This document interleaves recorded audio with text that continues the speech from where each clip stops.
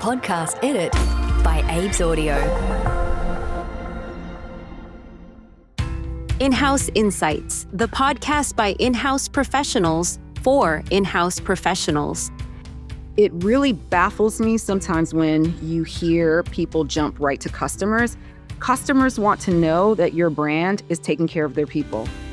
There's no customer that's going to say, oh, you're a brand that doesn't give a flip about your people. Great, sign me up. I love that. I love to be connected with people who don't, or a brand who doesn't care about their people. Hey Chris, how are you? I'm great. Good to see you. It's really nice to see you too. It's so funny. We spend so much time together on like video calls and things, but this one always feels like more specific when we're recording. It's like put a light on and then it's like, but it's just the exact formal, same. Isn't it? Yeah, a little more formal. All spruced up. Well, let's unformulate. How are you? What's been going on in your world? I am great. We had a fantastic week this week. Work's been really busy, but the thing that I've been really focused on at the moment is my son and I are on a softball team, and we won our semi-final on the weekend. So we're all preparing for the grand final this week, and it'll be our first grand final together. So we're super excited. So is it like a father-son, like you play in the game together? Yeah, man, father-son that's so cool. team. Bunch of dads and a bunch of kids, and we're in a softball league, and we've been playing all season. We've been playing really well, and we had a blast playing together. So wish us luck. Yeah, good luck. I always say this, like, I've taken up golf recently and my dad's a golfer. And I think this time at Christmas when I went home the last Christmas, we played golf together and I was like, it really helps you to bond with your parent if you have a sport in common or an activity in common. So yeah, that's very cool. It's so nice. I love spending time with the kids, and we had training last night, and all the boys were trying to hit all the dads over the fence as much as they could, which is fun. You know, there's a lot of little banter going on between the boys and the dads, so it's a great vibe. That's good. I'm really like. Yeah, this first guest that we did, like I was thinking about it the other day, like I'm a real people person, like that's what came to mind when I was thinking about my dad. Like I love connecting with people. And I think our first guest that we did at this pod with was just really that vibe, like a real people first person. So I was like really excited to talk to her because I think it's kind of what makes the world go round, right? People connections. You guys are in for a real treat. So we've got Maya Dukes joining us, and we'll introduce her properly shortly. But Maya is one of those people that you meet at a conference and you kind of develop a little bit of a professional crush. You know, we both got to see Maya up on stage at the ANA conference last year in Nashville, and she runs the in-house team for Delta Airlines, one of the biggest airlines in the world. And the way she leads and some of the challenges she's had to lead the team through is just really inspiring. So you're in for a real treat hearing from one of the real pros in the industry on how she's building and leading that team.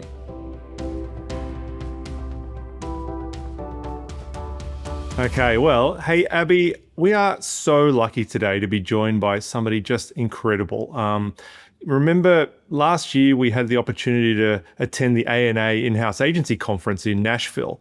And one of our favorite presenters was up on stage, a wonderful lady named Maya Dukes. Maya is the managing director of global brand strategy and creative at Delta Airlines, one of the biggest airlines in the States and even around the world.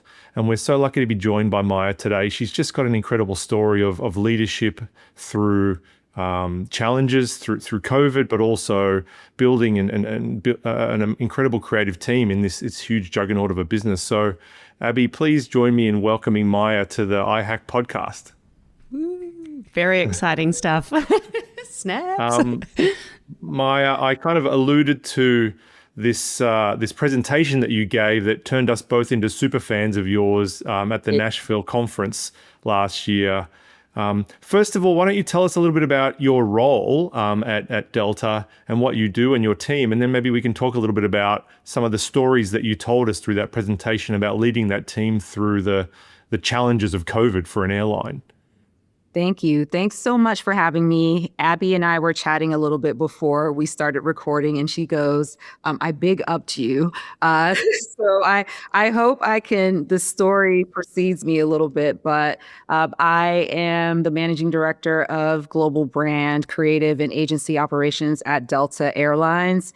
And we are responsible for helping to shape the positioning and storytelling for the brand. So when we think about this global brand, we have a pretty clear story to tell, right? We are a brand that is leading the industry.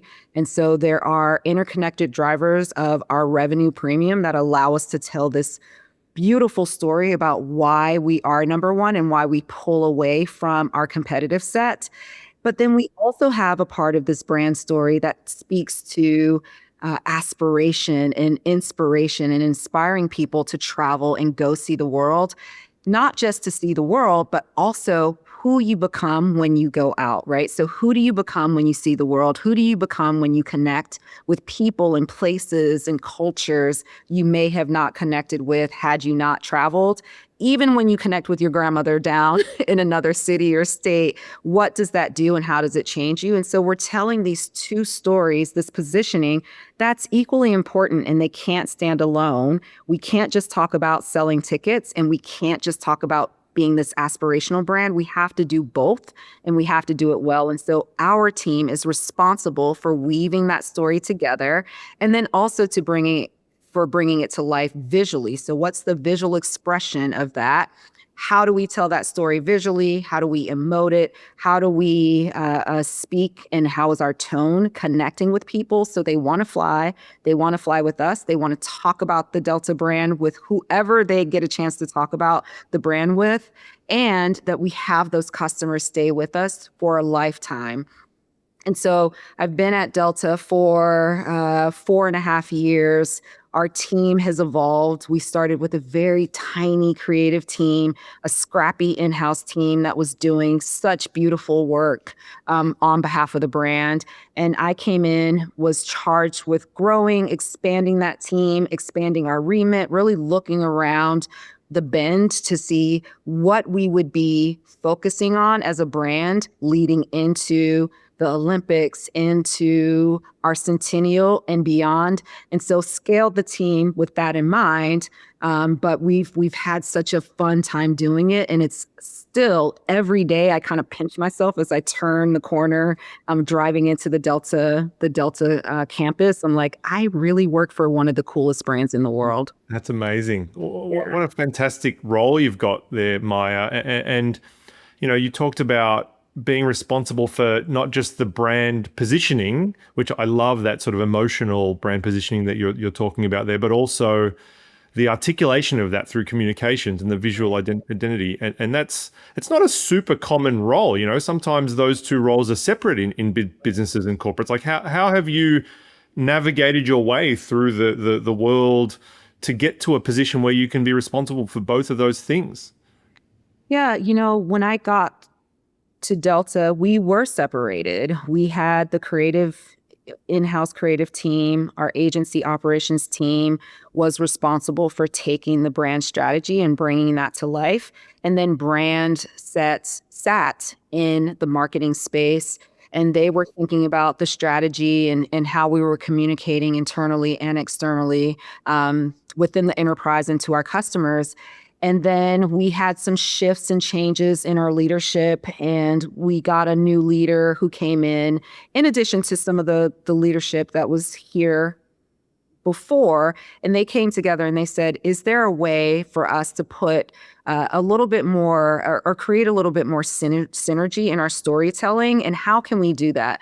We know at the intersection of brand strategy, there is that storytelling piece. We know we have to understand our audiences. We know we have to understand our goals. We know we have to understand kind of what the frame, if you take the brand strategy and creative kind of as an analogy of a picture, the frame is the brand strategy.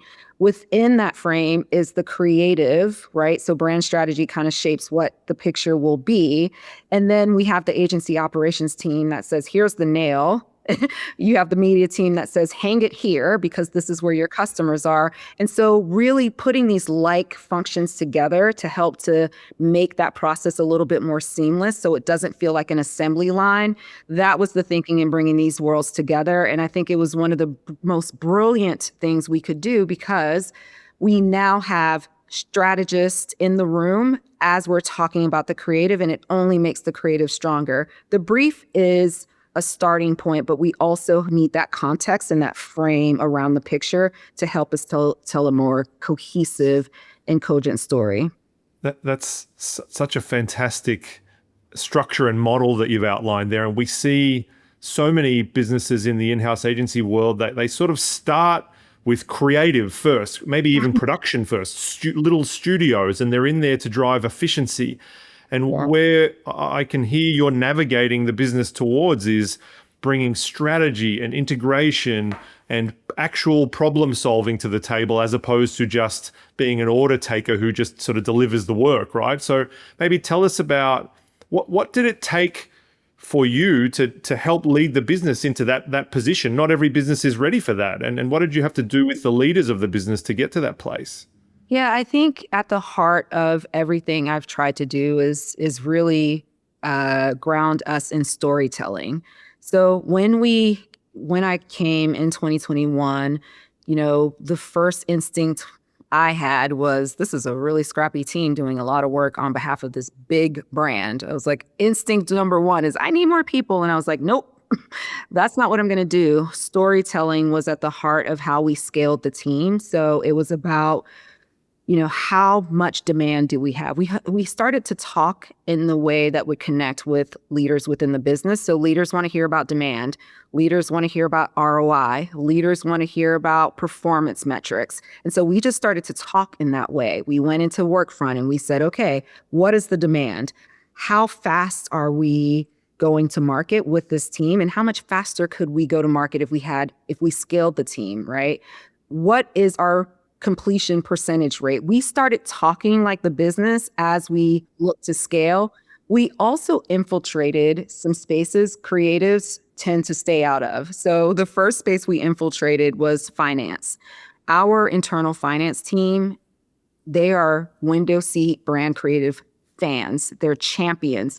They understand our business. They understand what it takes to operationalize creative within Delta. So we have an open book to our operational model and how much it costs to run an internal agency. They're lockstep. They know how much it costs to create a production. So we opened those books and we began to get champions within that finance team that would say, you know what, if you built this internal agency, you could do so much more at maybe a better rate or a better scale or better pace than you would if you continue to outsource in the way you're outsourcing. And there's value, of course, in our agency partners, and we love our agencies. We can't do everything.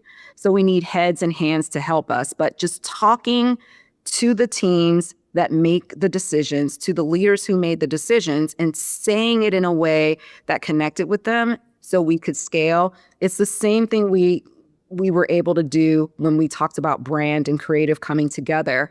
How do we tell this story more efficiently, more effectively? How do we make sure that the dots are connecting? And how do we make sure we're merging these two positionings so that we're telling this cohesive story about the interconnected drivers of revenue premium? So it's just using their own words, but being a student of the business as well, right? So sitting in the right meetings, being close to the right people, understanding the business, and then articulating that back when you want to ask for something. Sorry, Chris, it's just that is 100% the unlock of being in-house, right? You're closer, so you can find the people and tell them the story in their own language, which is so powerful because fundamentally, most people don't want to get in your way just to be difficult. They just don't understand. So understanding is core.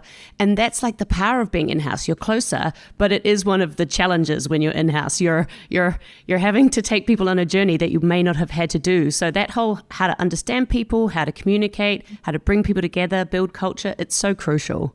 It really is.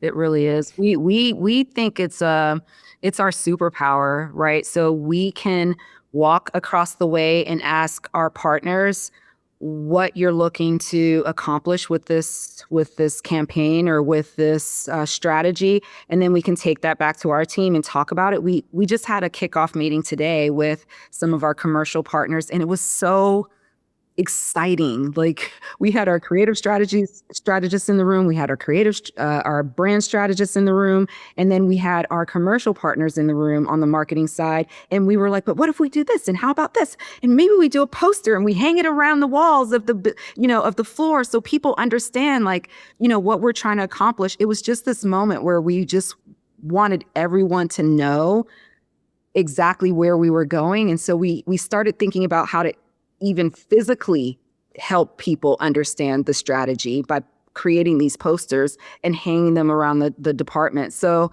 it really does help, to your point, Abby, to be close. The proximity is a superpower. Yeah, it brings to mind a quote you once said, which I loved, which was, how many more amazing ideas and concepts could we create if everybody was this happy going to work? And it's really struck me to my core that you believe in culture. You believe in building a team that find joy. And I think bringing that joy back to what we do, which is creativity, is so important. And spreading that joy to other people who don't do it in their day-to-day just takes them on the journey. So I would love to know, how do you build culture? Because it's very strong, clearly, in your team. So how do you build it? How do you grow it? How do you nurture it through tough times? Yeah, I we were thinking about these drivers that help to tell the story, these drivers that help to tell this premium story about the brand.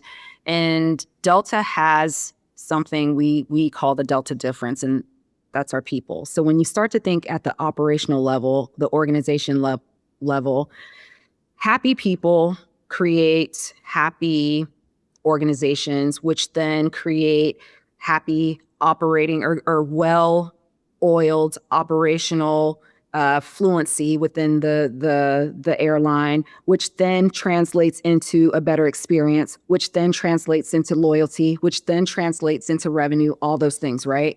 And so it starts with the people. And so it really baffles me sometimes when you hear people jump right to customers. Customers want to know that your brand is taking care of their people. There's no customer that's going to say, oh, you're a brand that doesn't give a flip about your people. Great, sign me up. I love that. I love to be connected with people who don't, or a brand who doesn't care about their people. I'm a customer and I work somewhere, right? And so how I'm treated at work, I want the brands I connect with and interact with, I want to know they treat their people well, right? And so it starts with the people. In our team, we're so focused on employee engagement and culture that's where we started. I came in, and I don't know if I told the story at the conference, but I'll tell it now. I came in and people were leaving because it was the other side of COVID, and people were like, I cannot unsee working from home. I don't know. I'm going to go live a life. I'm out of here. I'm traveling. I'm living my life. I know we don't have that much time. And this pandemic has taught me that people were gone. So people started to quit. And I was like, okay, well, one person leaves. And I'm like, oh, she's going to become a tattoo artist, which was literally someone left to do that. And I was like, that's beautiful. Go do that. Go. Then someone else left, and then someone else left. And I was like, wait a minute, this might be me. And I went to HR and I was like, I'm new to this organization. I'm not going to take for granted that I'm not seeing something here that's more root of what's happening with our culture. I want to build this culture where people want to stay even when they have the choice to leave. I want them to really think about it. I want it to feel like, oh, there's so much opportunity and there's so much growth and there's so much learning and there's so much value I'm getting from working here and value I'm giving from working here. How do I set that up? And so we set up this team assimilation, a leader assimilation. I did a 360. I asked for the 360 because I was like, I need to know, what are we seeing? And 360s are hard. I mean, I had a new team and they were like, we don't know her vision. And I was like, in my mind, I was like, I don't have one yet, but still, I took the time and I said, okay, I asked these people what they wanted. They want vision. I need to go get in the lab and craft it.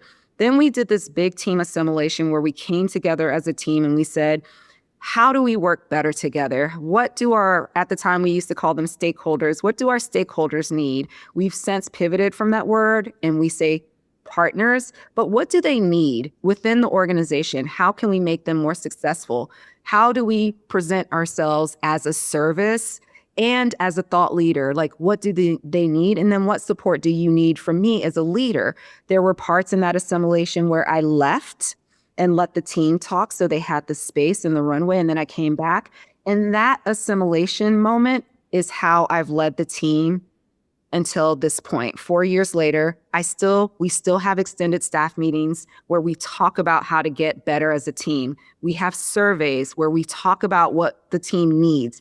I do skip levels. So I meet with the team, I meet with their team, and then I meet with their team. So there's a one-on-one, and we do lightning rounds. So sometimes I have a big team. It's like 90 something people with contractors and agency support. And so I don't separate agency from full-time, because if you're here working with Delta, I want you to have access to what we're talking about. And so I do these once a quarter, 15-minute lightning round one-on-one sessions where they have their agenda. They might have some issues or some challenges, or they might just be saying, I worked on this really cool thing. And then I elevate those conversations to our leadership team. So we talk about it as a leadership team.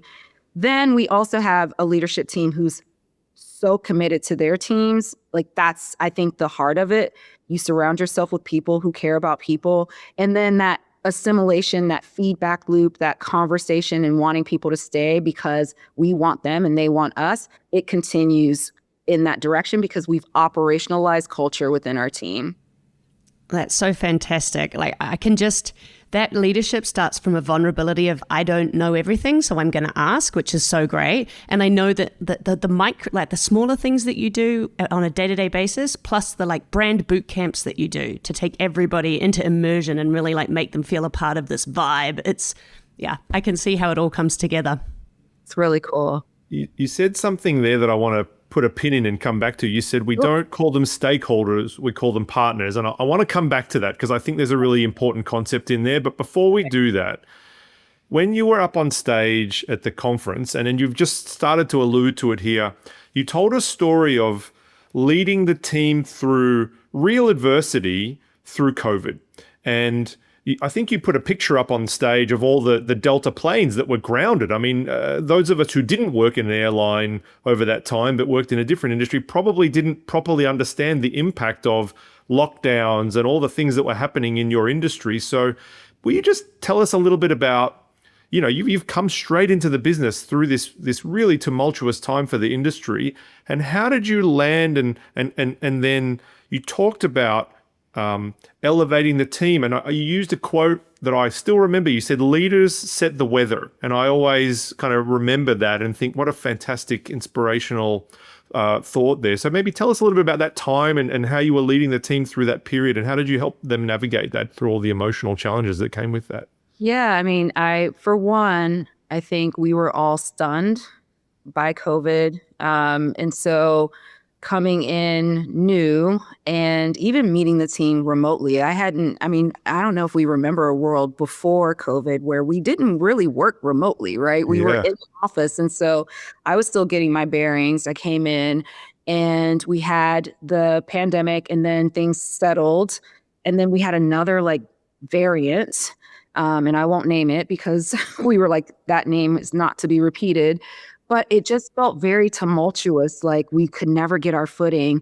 And I took my cues from the Delta leadership. So that notion of leaders setting the weather, our CEO, Ed Bastian, did so much for our internal Delta people as well as our customers and community with the middle seat blocking, bringing on the industry's first and only chief health officer. And so just taking cues, like how do we make people feel more comfortable, more confident? And for my team, it was making sure they understood I was there for them, right? I was there for them as we navigated this tumultuous time. They were looking to me. I'm a new leader. I am new to the business and the brand, so I needed to learn everything I could learn. But then how am I navigating this this tumultuous season. And it was really about turning the team's focus to what mattered most. And so I use this framework sometimes where it's what matters more, what matters most. What mattered was, okay, we have just come off the heels of this tumultuous season and we need to stabilize the business and all the things. What mattered more is that people knew, the direction the business was heading and where we were going. But what mattered most is people knew we had them. Yeah. We They felt had safe. them. They felt safe. That mattered most. And whether that safety came by way of letting people decide how they were going to come back to work and when they were going to come back to work and what their families needed, Delta did that. We did that. We mirrored it. Whether that safety came in letting people know, we trust you to do your work from wherever you do your work, like having that feedback and letting them know we were there for them as they were creating in a space they hadn't before, like whether that safety was there, whether the safety was, I'm a new leader and I want to learn everything about how you're working, what you're doing, your challenges, all those things, everything came together. And what mattered most in that moment is that we as a leadership team, I as a leader of this team was there for the team and could clearly navigate them through this season and through this weather. And we set the weather. Are we gonna, when we see the trouble coming, do we have this look of fear on our face? Or are we, open to say things are happening, things are coming. We don't have all the answers, to your point, Abby. We don't know what we don't know, but we want to make things safe for you. And we're going to share the information as we get it. Are we too stoic where we're putting on this leadership face and like, you're like, hello, is anyone in Is there? that real? Is that real? Like we're so focused on projecting this perfect, atmosphere that we forget humans are on the other side of that stoic face. Or are we just putting it all out there and saying, look, we're going to take one day at a time and we're going to make sure we're making the best decisions for your safety, for our customer safety, for our community safety.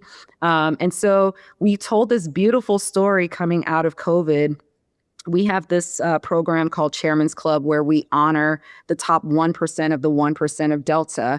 And it gives me goosebumps talking about it, but we wove this story together about how these planes were kind of grounded and how the world was not traveling and what, this pilot wrote this letter.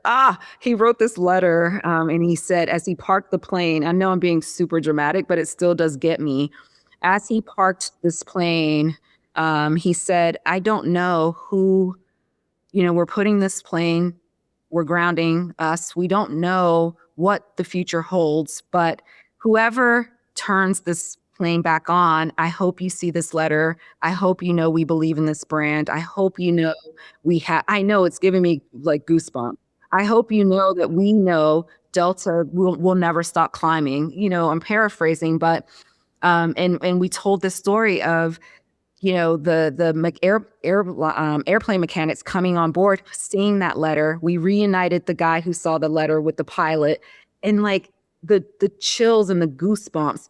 And our team, our creative team, had the privilege of living through it, witnessing it, and then telling that story on the other side. And what a privilege it was. So, that's the kind of storytelling we live for. And COVID was just one of those moments where we had this unique opportunity to tell that story on the side that was scary. And then when we came on the other side.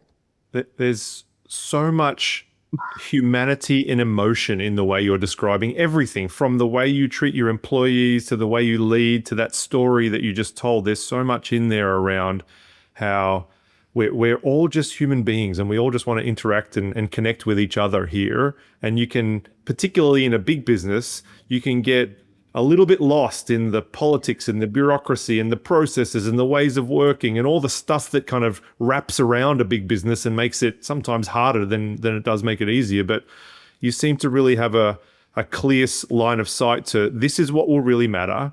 with my people. And if the people are doing good work, then the work will be good and it'll be effective. That's what matters most is the people. Yeah. Can we come back to the little pin that I dropped earlier? So you said you don't call them stakeholders, you call them partners. And I love that. And actually, just even taking that one step further, we work with a lot of brands and sometimes they call them their internal clients. You know, you're an in-house agency and we have internal clients. And we talk a lot about trying to call them stakeholders or partners or even just my team, part of my team, because you're setting yourself up as a subservient master-servant relationship there, right? You've kind of got the clients and the agency, so you're going to tell us what to do and we're just going to go do it, right? And that's how a lot of these in-house teams are set up originally, but it's so empowering to treat them as partners and actually be treated as a partner. Tell us a little bit about why you made that. It's a one-word change, but it means a lot. Tell us about that. It does. It means a lot. So we came in, and I came into the team and they were like, we are an in-house agency. And I was like, okay, heard. And I said, well, tell me more about this in-house agency. Like, why are you an in-house agency? It was because they wanted the respect that our external agencies command, right? But we didn't have the budgets. We didn't have the seat at the table. We didn't have the understanding of the business. So even from our side, we didn't understand what the business was trying to accomplish. We just wanted to have this agency title. And so I said, okay, so once we built this team, how do we start to show up in the organization? And we said, okay, we're stakeholders. And that was something that was legacy. And the stakeholder piece felt very client to me. Stakeholder client felt very similar. So what you're saying connects because then the client's always right. I mean, if you think about it, the client's always right. But a partner, think about a marriage, think about a relationship, think about a business partner. You have a vested interest in your partner's success because you're building a thing together, right? So we are building this brand together. We're not watching from the sidelines as our commercial partners try to tell this story about why we lead the industry. No, we're telling that story with you. We have a vested interest in the market, understanding Delta's value. As creatives, we have a vested interest in that. So we all tune into Investor Day. Like we all tune into our earnings. We all tune in because we are partners. We are owners of this brand. And so as owners of the brand, we are partners with our communications partners. We're partners with our commercial partners. We're partners with our network teams. And so that sort of sets the tone for how we work and how motivated we are to work, right? So, you know, if you're just working for a client and you're the agency and the client is always right and the agency, you know, we laugh at jokes that aren't quite funny because we don't want to lose the account, and we do all the things agencies do have to bear, and you know, we say yes to things because we got to keep the agency running. The morale sometimes gets a little you know, in the agency space. Yeah. I'm not speaking for all agencies, and I know agencies have evolved quite a bit. But as we're thinking about work-life balance as a Delta team and Delta partners, that trickles down to our team. So when we think about being prepared and how we turn over briefs and how we're thinking about prioritization and what we're elevating as what matters most, those things impact the creative team. So we should be talking to our partners in the same way. When you have that client agency relationship, they give it to you when they give it to you. The brief is as complete as it's going to be because you're going to work for them. You're going to do what it takes. You're going to get it done. We can still work for you or work on behalf of the brand, but we want to do it in a way that feels like we have this shared interest. And so we wanted to change the narrative and how we talked about it for ourselves and our own motivation. You're more motivated to make a partner successful than you might be to make a client successful. And the motivation comes from relationships and not because you're afraid to get fired. It's more, I'm not afraid my husband will fire me. I want him to be successful because I care about him. So I want our partners to be successful because I care about them and they care about us. It's so funny that the safety that people find is to do it like it's always been done. Agencies is how it's always been done, so I build it as such. But actually the true unlock is when you go, no, what is fit for purpose? What works for our business? What does that look like? And what bits can we borrow from every kind of company? And what, build something that is just unique to Delta. That's the unlock. Yes, Abby, what works for us? I love that. I love that. I was just going to say that you build the strongest relationships when you've gone into the trenches with someone. Yes. When you're battling and it's Yes. tough and business is down and we pull together, and that's a real partnership, So That's it's incredible that you've been able to navigate that. And we actually hear a lot of creative teams, whether it's agencies or in-house agencies, and they talk about wanting to be treated as a partner. And one of the things I'm taking away from your experience is, if you want to be treated as a partner, you have to act like a partner. You have to go to the investor days and you have to learn about the business and the terminology and the language, and come as an educated, knowledgeable partner within the business, not just I'm an expert in my little patch of creativity over here, which a lot of people kind of sometimes fall into that trap. It's an easy trap to fall into as a creative because we don't do a good job as teachers. When you go to school and you go to art school, I went to art school and all I obsessed about was my portfolio, like nonstop. It was just like my portfolio, my projects, my creative, my campaigns, my, me. And no one really taught me about learning the business, like learning the client if you work agency side, learning about the partner. Even psychology is behavioral science and what motivates people to do what they do, to shop, to do anything. I didn't get that. Now I know there are better programs than the program I was in, but I think it's a Achilles heel for a lot of creatives because we don't take the time to learn enough about the business. I cannot learn fast enough. I always feel like there's so much coming in and so much happening across this organization. I'm constantly writing notes because it sticks at my age. It sticks, and I go back and I reread my notes and I go research and I look things up, and I'm not embarrassed to say I don't know. If I don't know something, I raise my hand. It's that curiosity that helps us become better partners. What do you do when you're dating? You learn everything there is to know about that person. And then that person eventually starts to trust you and treat you like an equal, you have equal stake in the relationship. To your point, Chris, if you're not doing that and you expect this partnership to be handed on a platter because you're the creative ones and no one else is creative, it's never going to go far, right? You'll still find yourself in that client agency relationship. That's right. Oh, that's fantastic. When I hear you talk, it's so clear to me that you've found your place, right? This suits you, this role suits you, this vibe suits you. And I'm sure everybody listening to this podcast is going to be scrolling your LinkedIn to see where you came from and how you were created. But in your own words, what was your origin story? Like, how did you come to in-house and leading a team of in-house creatives? Was it something you always wanted to do? Were you, is it something you actively went after? And then at the end of it, what have you learned from being so close to the creative and so inside the business? Abby, you have a really cool way of like origin story. I'm going to start stealing them. My origin story.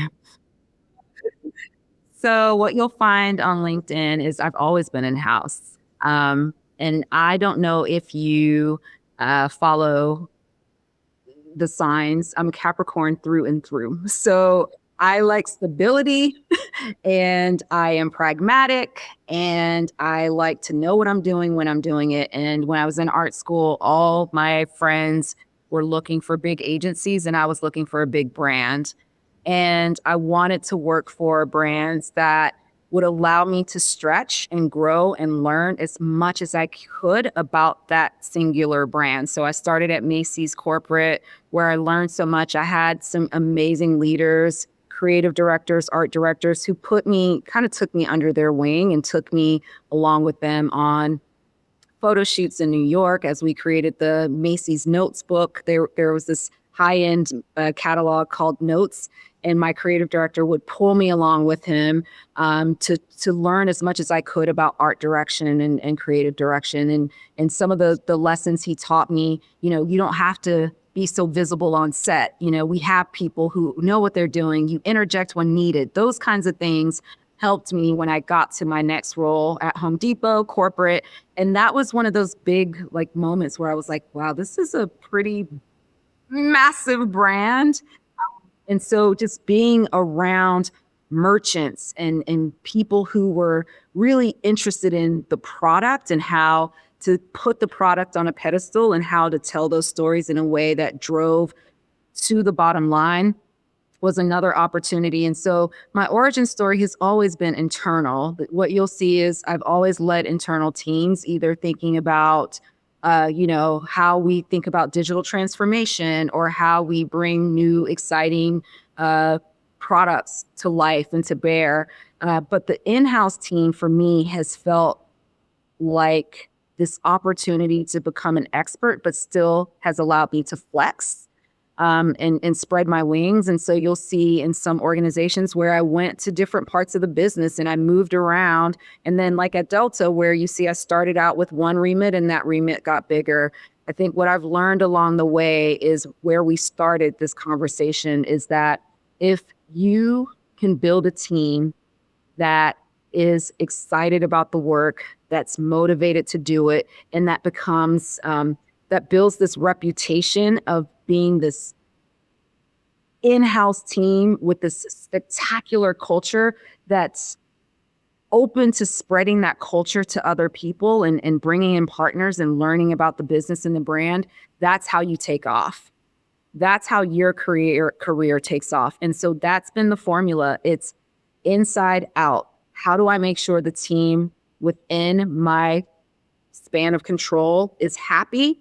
And then how do we take that joy and happiness outside to our partners, to our customers, to our communities, and build something that you can feel. You can feel the excitement. You can almost feel it through the words when they're posting and they're talking about their work. They post their work all the time on social media. I can feel the joy they have when they're posting their work. And so I think that's what I've learned the most is you got to start inside and move it out. A team of brand ambassadors. Yes, yeah, absolutely.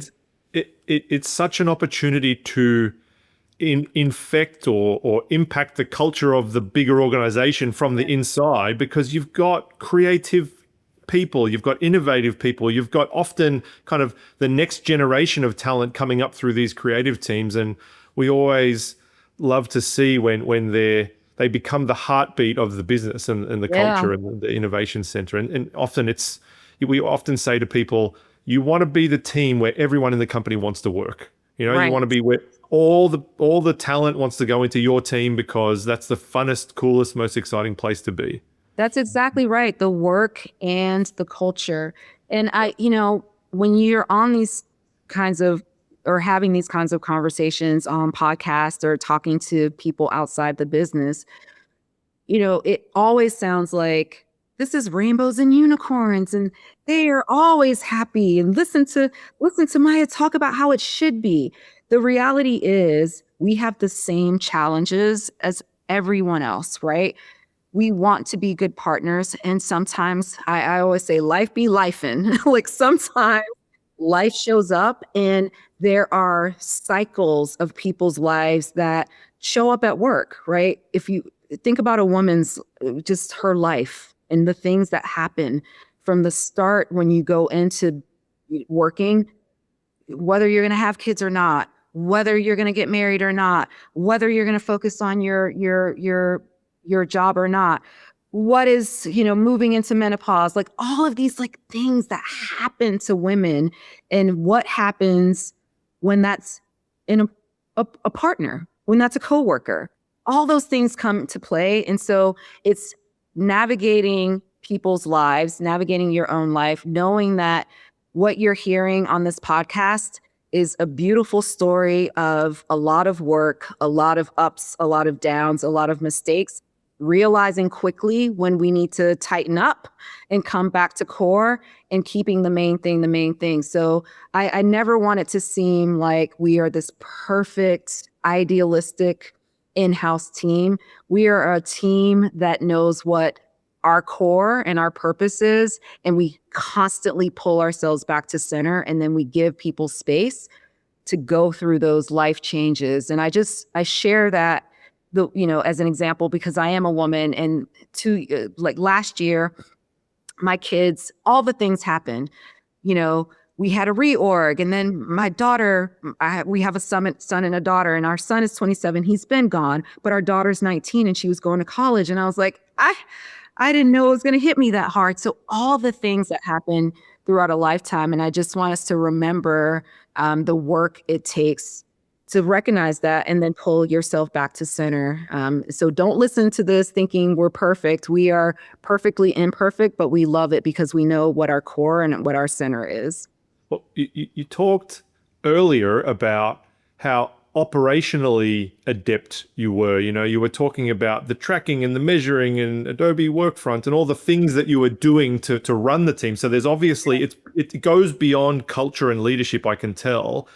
But equally, I don't know if we've ever connected with a more inspiring, human-centered leader in this space. I mean, it's just so inspirational. And I can tell we're going to run out of time. Abe's about to tell us to get off here. But if you're listening to this, I can tell you're going to want to go work for Maya. Like, this is the best recruitment ad you could possibly have done, Maya, because I can imagine creatives from all walks of life would love to come and work in your team and learn from you and also be part of that incredible culture that you've set. So I want to thank you so much for joining us and sharing your wisdom. And I'd love to bring you into future environments because you're so inspiring for the team. And all of our partners and members are going on a journey that you've been on, at different stages. It's been fantastic to hear that story from you. Thank you so much. Well, I work for the world's best airline, so I'll have to just jump on a flight and do this in person next time. Yeah, we'll get you down.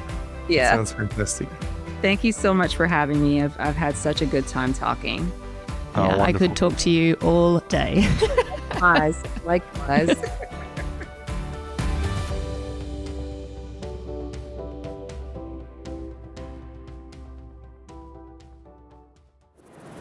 Podcast edit by Abe's Audio.